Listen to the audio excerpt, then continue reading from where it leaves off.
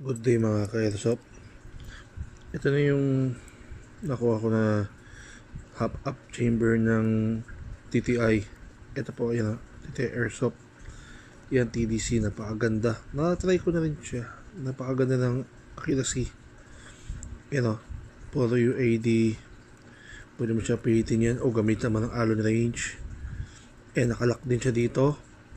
Pag salpak, nakalock. So ang problem dito is since naka fixed barrel unicorn ako, ito ang ginawa ko dito, nagbutas ako dito. Ayun o, yung original na butas dyan, wala, pinadpod ko na yan. So ito, ginawa ko paraan. Ayun, zoom natin siya. Ayun o, yan yung ginawa ko DIY, nagbutas ako. Ito yung original na butas dito.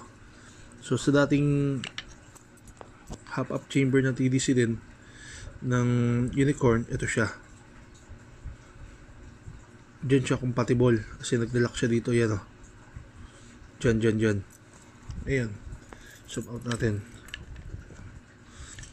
Ang ginawa ko, since kumuha ko ng isang tornilyo na pang cellphone, ayan o, pumara naman kasi tayo para match. Ayan o, syempre kumuha ko ng pagiging lock dito sa cellphone din galing yan. Yan yung parang pinaka washer niya. Gumawa ko ng DIY, pinagput ko ng konti. Yan o, gumamit ako ng liha at saka yung drill para maano ko siya. Ngayon, itong bilog na to, saan ilalagay yan? Dito, dyan, dito pa sa kabila. Yan, sinukatan ko, eksakto yan. Yan dyan. Ngayon, itong bilog na to, yun, napakaliit na to.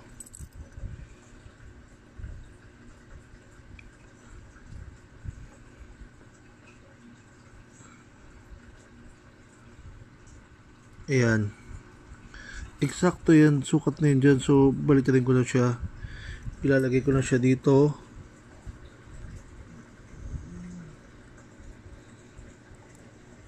Ayan, sakto siya.